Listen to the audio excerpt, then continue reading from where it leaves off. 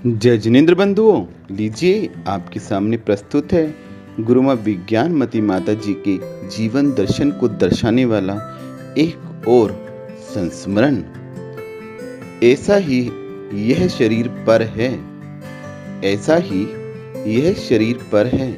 आपको बता दें, ये जो संस्मरण हम ले रहे हैं ये आरिका आदित्यमती माता जी द्वारा रचित नाव के खिवैया नामक पुस्तक से लिए जा रहे हैं। और आजकल लॉकडाउन की वजह से माता जी सिकोपुर तीर्थ क्षेत्र पर विराजमान हैं, जो गुड़गांव और तिजारा जी के बीच में पड़ता है। संभवतः माता जी का लॉकडाउन के पश्चात विहार तिजारा जी की ओर ही होगा। तो लीजिए, प्रस्तुत है आज का संस्मरण। कूकनवाली में 27वां दीक्षा दिवस मनाकर अजमेर की तरफ विहार हुआ। पूज्य आरिका श्री जब जब अजमेर जाने की कहती, तब हम सभी संघस्थ सदस्य कहते कि जब अपने को नसीराबाद जाना है तो बीच में आप अजमेर की क्यों कहती हो। उस समय गुरुमा मौन रहती और लगभग 15 दिन में छोटे छोटे गांवों में रुकते रुकते फागुन माह की शुक्ल पक्ष प्रारंभ होते होते हम सब अजमेर पहुंच गए। पूज्य गुरुमा की भावना से पार्श्वनाथ कॉलोनी अजमेर में संघ का प्रवेश हुआ। प्रवेश करते करते गुरुमा बोली, मुझे 5 उपवास करने हैं। जैसे ही मैंने अर्थात आदित्यमती माता जी ने सुना तो मुझे अजमेर आने का सारा रहस्य समझ में आ गया, क्योंकि अजमेर में जहाँ रुकने का विचार था वहाँ गर्मी में वित्सर्ग समिति पालने योग्य स्थान था। इसलिए पूज्य गुरुमा सत्संग वहाँ रुक गईं। पूज्य आरिका श्री की भावना पता चलते ही सभी ने भगवान से प्रार्थना शुरू कर दी कि आहार अच्छे से हो जाए, लेकिन कर्म शक्तिशाली निकला।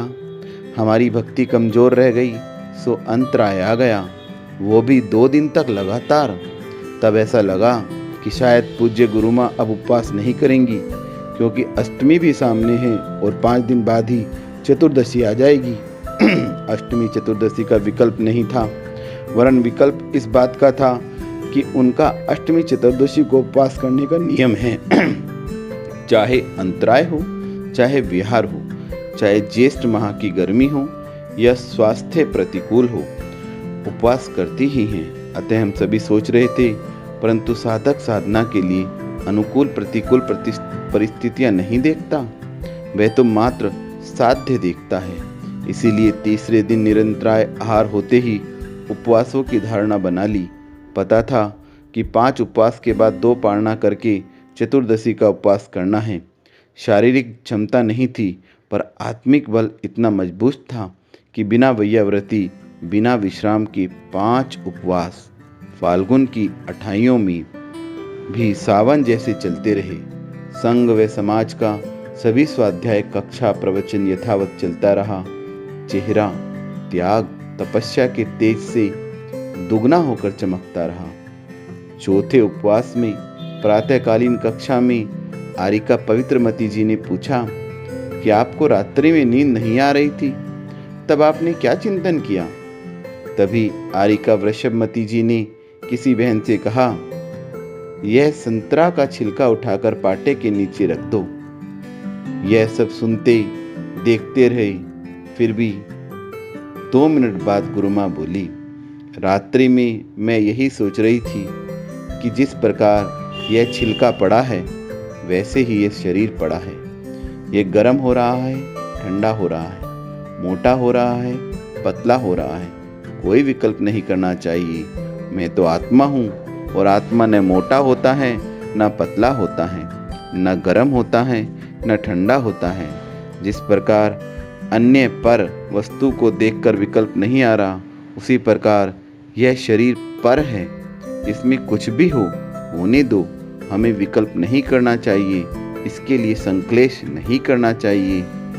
चिंतन सुनकर समझ में आया कि भेद विज्ञान प्रैक्टिकल के साथ हो रहा है और गुरुवर के शुभाशीष से आत्मिक बल से आध्यात्मिक सूत्रों के माध्यम से सहज ही 5 उपवास हो गए। पारणा में भी सामान्य प्रतिदिन की भांति आहारचर्या संपन्न हुई। दोपहर में किशनगढ़ से पंडित मूलचंद जी लोहड़िया पधारे। उन्होंने उपवास की पारणा की साता पूछी और समय सार का स्वाध्याय भी किया। स्वाध्याय में चर्चा के दौरान पंडित जी ने कहा, पूज्य माता जी, आप तो समय सार को जीवन में जी रही हैं, प्रैक्टिकल करके। पूज्य हरिका श्री बोली, नहीं पंडित जी, इतने से कुछ नहीं होता है। उपवास करते समय तब तक करते जाना चाहिए जब तक कि कंठगत भूख न लगने लगे, तभी कर्मों की निर्जरा होती है। उपवास किया और कुछ भी विकल्पता नहीं हुई, प्रतिकूलता नहीं आई, तो निर्जरा इतनी नहीं होती जितनी प्रतिकूलताओं के आने पर भी उपवास किए तब होती है। पंडित जी बोले, आपने तो प्रतिकूलता में ही उपवास किए हैं। यह फागुन का महीना प्रतिकूल है, अंतराय आने पर भी उपवास करना प्रतिकूलता है। विहार करके किए सुबह श्रम भी प्रतिकूल ही था। अब इस कलिकाल में और क्या प्रतिकूलता चाहिए आपको। हाथ जोड़कर बोले, धन्य है माता जी, आप जो इन प्रतिकूलताओं को भी प्रतिकूलता नहीं मान रही हैं। यह आपका स्वाध्याय और साधना के प्रति उत्साह का प्रतिफल ही है। मुझे भी आशीर्वाद दीजिए, मैं भी समाधि की साधना कर सकूं। जो समय सार पढ़ता हूं वह मेरे जीवन में आए। ये सारी वार्ता हम सभी ने सुनी। सुनकर मात्र गुरु माँ को अपलक देखते रहे और हाथ जोड़कर यही शब्द मुख से निकले, हे गुरु माँ, मेरे अंदर भी ऐसा संबल उत्पन्न हो और मैं भी प्रतिकूलताओं को प्रतिकूलता नहीं अनुकूलता बना सकूं। इस पर्याय में आपके जैसी ही बहिरंग अंतरंग साधना कर सकूं। इसी भावना के साथ वंदामि माता जी, वंदामि माता जी, वंदामि माता जी।